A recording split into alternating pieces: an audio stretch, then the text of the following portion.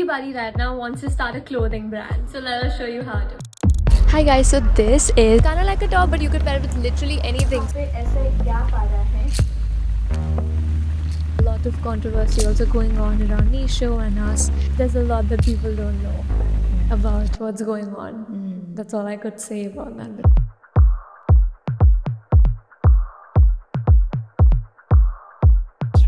Guys, it's Riya. Global company बन सकती है.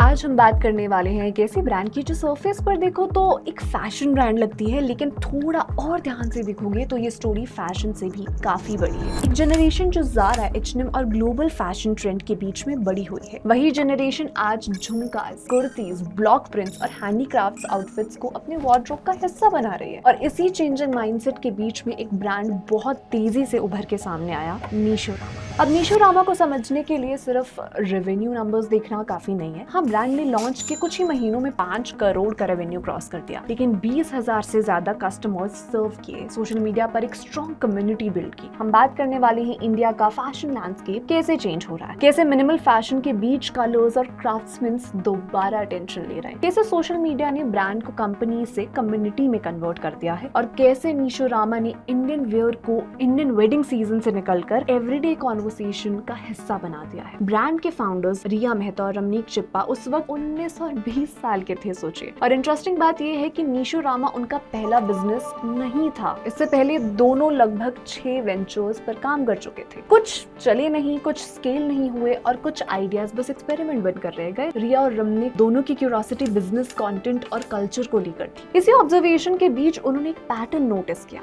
यंग इंडियन वेस्टर्न वेयर को अडॉप्ट कर रहे हैं, लेकिन इसका मतलब ये नहीं है कि उन्हें इंडियन फैशन पसंद नहीं है. प्रॉब्लम कुछ और थी. प्रॉब्लम ये थी कि इंडियन फैशन इंडस्ट्री उनसे बात ही नहीं कर रही थी. रिया ने अपने व्लॉग्स में बताया कि एक बिजनेस पर्सनल सेविंग्स और क्रिप्टो इन्वेस्टमेंट्स और फैमिली सपोर्ट के साथ स्टार्ट हुआ. नीशो रामा का नाम भी फैमिली मेंबर्स के नामों पर ही कंबाइन करके बनाया गया. फाउंडर्स कपड़ों से ज्यादा कल्चर, स्टोरी टेलिंग और सेल्फ एक्सप्रेशंस की बातें करते थे, और इसी माइंडसेट ने उन्हें बाकी फैशन स्टार्टअप से बिल्कुल अलग खड़ा कर दिया. अब यहाँ एक इंटरेस्टिंग कॉन्ट्रडिक्शन आता है. अगर आप इंडिया के फैशन मार्केट को देखो तो इंडियन वेयर की कोई नीश कैटेगरी उस तरीके से मार्केट में नहीं है. इंडस्ट्री एस्टिमेट्स के अकॉर्डिंग अपैरल मार्केट का एक बहुत बड़ा हिस्सा है जो कि आज भी इंडियन वेयर से आता है. मतलब डिमांड तो ऑलरेडी एग्जिस्ट करती थी. लोग कुर्ते पहन रहे थे, एथनिक सेट्स खरीद रहे थे, हैंडीक्राफ्ट फैब्रिक्स को अप्रिशिएट भी कर रहे थे. तो फिर सवाल ये है कि अगर मार्केट इतना बड़ा है तो यंग कंज्यूमर्स को सर्व करने वाली ब्रांड इतनी कम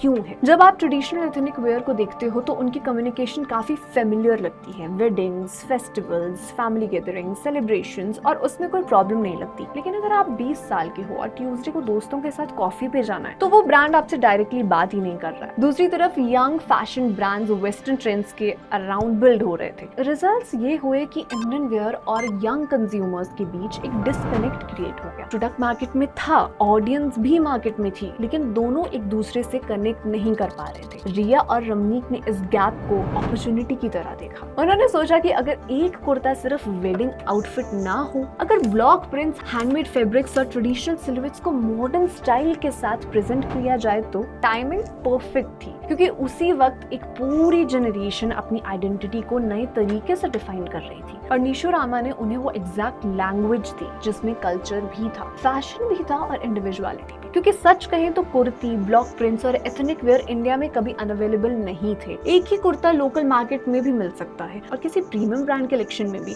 लेकिन आज के कंज्यूमर के लिए डिफरेंस सिर्फ प्रोडक्ट का नहीं, पूरे एक्सपीरियंस का होता है. अगर वीडियो अच्छा लग रहा है तो कैपमैन डेली को सब्सक्राइब करो.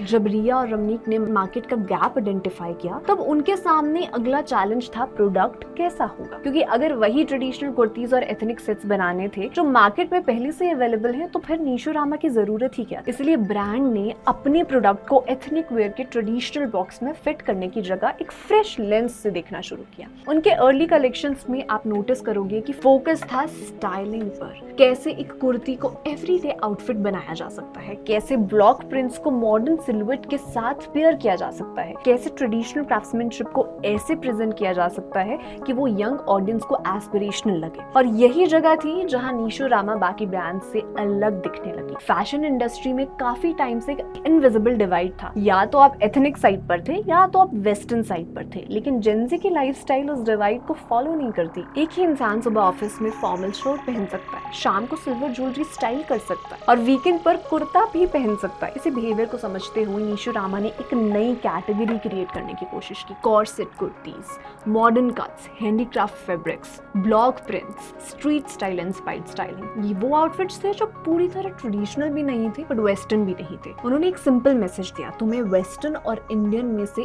एक चूज करने की जरूरत नहीं है। फैशन में एक इंटरेस्टिंग सा रूल होता है, जब कोई ट्रेंड बहुत ज्यादा पॉपुलर हो जाता है तो लोग उसका ऑपोजिट ढूंढना शुरू कर देते हैं कि हमें सबसे अलग दिखना है। पिछले कुछ सालों में मिनिमलिज्म का एग्जैक्टली यही फेज था। Beige outfits, neutral tones, clean aesthetic, simple silhouettes. Instagram खोलो तो सब कुछ एस्थेटिकली प्लीजिंग लगता था, लेकिन धीरे धीरे सब एक जैसा भी लगने लगा। और जब हर चीज सेम लगने लगे तब इंडिविजुअलिटी की डिमांड नेचुरली बढ़ने लगती है। इसी वजह से ग्लोबली मैक्सिमलिज्म वापस आ रहा है। लोग कलर्स चाहते हैं, लोग प्रिंट्स चाहते हैं, टेक्सचर चाहते हैं, पर्सनल स्टाइल चाहते हैं। फैशन फिर से एक्सप्रेसिव बन रहा है और यहाँ इंडिया के पास एक नेचुरल एडवांटेज है, क्योंकि जो दुनिया आज रीडिस्कवर कर रही है वो हमारे कल्चर का हिस्सा पहले से ही रही है। Handicraft embroidery, bright colours, layer jewellery, block prints, artisanal fabrics, ये सब इंडियन फैशन की डीएनए में है और नीशो रामा ब्रांड एग्जैक्टली इसी वेव पर राइड कर रहा था। एक हैंडीक्राफ्ट कुर्ता, ऑक्सीडाइज्ड ज्वेलरी और वाइब्रेंट प्रिंट किसी स्पेशल ओकेजन का वेट नहीं करते, वो एवरीडे लाइफ का भी पार्ट हो सकते हैं। एक तरीके से ये कहना है कि मॉडर्न होने के लिए अपने कल्चर को पीछे छोड़ना जरूरी नहीं है।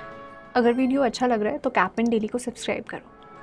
रिपोर्ट्स के अकॉर्डिंग इंडिया के ethnic wear market tens of millions of dollars का है और अपैरल कैटेगरी एक सिग्निफिकेंट पोर्शन आज भी ट्रेडिशनल वेयर से आता है। रिया और रमनीक का एक इंटरेस्टिंग डिसीजन था कि वो खुद कैमरा के सामने आएंगे। रिया अपनी लर्निंग्स शेयर करती थी, बिजनेस चैलेंजेस डिस्कस करती थी और ओपनली बताती थी कि ब्रांड के अंदर क्या चल रहा है। और ट्रस्ट बिल्ड करने का ये सबसे पावरफुल तरीका होता है। इसी स्ट्रैटेजी को आज बहुत लोग बिल्ड इन पब्लिक कहते हैं, लेकिन बिजनेस पर्सपेक्टिव से देखें तो ये कस्टमर एक्विजिशन का भी पावरफुल मॉडल है। ट्रेडिशनल D2C ब्रांड्स को ट्रस्ट बिल्ड करने के लिए हेवी एडवर्टाइजिंग स्पेंड करना पड़ता है। नीशो रामा ने उसका ऑल्टरनेटिव क्रिएट किया। जब ब्रांड ने प्रोडक्ट्स लॉन्च किए तो कस्टमर्स पहले से ही इमोशनली इन्वेस्टेड ऑडियंस थी। इसी अप्रोच ने नीशो रामा को लॉन्च के कुछ ही महीनों पहले 20,000 से ज्यादा कस्टमर्स तक पहुंचाने में हेल्प किया। आज के टाइम पर कस्टमर एक्वायर करना मुश्किल नहीं है। एड्स चलाओ, इन्फ्लुएंसर मार्केटिंग करो और सेल्स आ जाते हैं। डिफिकल्ट चीज है लॉयल्टी क्रिएट करना और नीशो रामा ने शुरुआत से ही लॉयल्टी पर फोकस किया है। ब्रांड का कम्युनिकेशन हमेशा कम्युनिटी फर्स्ट फील देता है। जब भी नए कलेक्शंस लॉन्च होते थे तो कमेंट सेक्शंस में लोग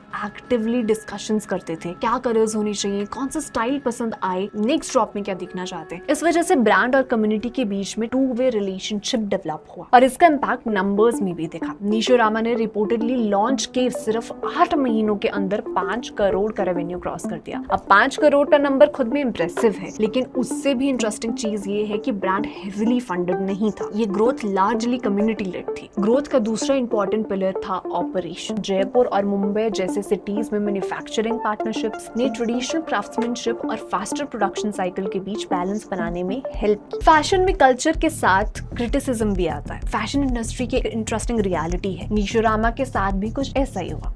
एक तरफ ब्रांड को यंग कंज्यूमर्स से बहुत प्यार था, दूसरी तरफ जैसे जैसे ब्रांड बड़ा होता गया वैसे वैसे क्रिटिसिज्म भी बढ़ता गया। ऑनलाइन डिस्कशंस में कुछ customers sizing issues, return policies, value for money concerns raise कर रहे थे। कुछ लोगों का मानना था कि सिमिलर लुकिंग कुर्तीज और एथनिक पीसेस लोकल मार्केट्स जैसे जयपुर स्टोर्स में, सरोजनी नगर मार्केट में और रीजनल बुटीक्स में लोअर प्राइसेस पे मिल जाते हैं, तो हम आपसे क्यों लें। इसके अलावा सोशल मीडिया पर कुछ कंट्रोवर्सीज भी सामने आई, जहां ब्रांड और फाउंडर्स को ओरिजिनलिटी और बिजनेस प्रैक्टिसेस को लेकर क्रिटिसिज्म फेस करना पड़ा। इंटरनेट की दुनिया में विजिबिलिटी के साथ साथ स्क्रूटिनी भी आती है और जब आप ओपनली बिल्ड करते हो तो हर डिसीजन पब्लिक डिस्कशन का हिस्सा एक्चुअल में बनता है। तो नीशो रामा से हम क्या सीख सकते हैं? मेरे हिसाब से नीशो रामा की एक्चुअल सक्सेस ये है कि उन्होंने एक ऐसी कॉन्वर्सेशन शुरू की जो पहले फैशन इंडस्ट्री में इतनी लाउडली नहीं हो रही थी। एक सिंपल सा सवाल था कि इंडियन वियर सिर्फ ओकेजन्स के लिए ही क्यों है? और अगर आप ध्यान से देखो तो आज इंडिया का फैशन लैंडस्केप वैसे भी चेंज हो रहा है। कल्चर अब स्पेशल ओकेजन की चीज नहीं रही, कल्चर एवरीडे लाइफ का पार्ट बन गया। और शायद इसी वजह से नीशो रामा जैसे ब्रांड्स इंपॉर्टेंट हो जाते हैं। चाहे आप ब्रांड के फैन हो या क्रिटिक हो, एक बात तो क्लियर है कि उन्होंने इंडियन फैशन के अराउंड डिस्कशन जरूर क्रिएट की है। अब मैं आपसे पूछना चाहती हूँ कि आपको क्या लगता है, क्या इंडियन फैशन का फ्यूचर इसी डायरेक्शन में जा रहा है जहां इंडियन और वेस्टर्न फैशन एक साथ एग्जिस्ट करेंगे, या फिर सिर्फ एक टेम्परेरी ट्रेंड है? कमेंट सेक्शन में अपने ओपिनियन जरूर बताइएगा, मैं सारे कमेंट्स पढ़ती हूँ। ऐसे ही बिजनेस स्टोरीज चाहिए तो कैपमिन डेली को सब्सक्राइब जरूर कीजिए।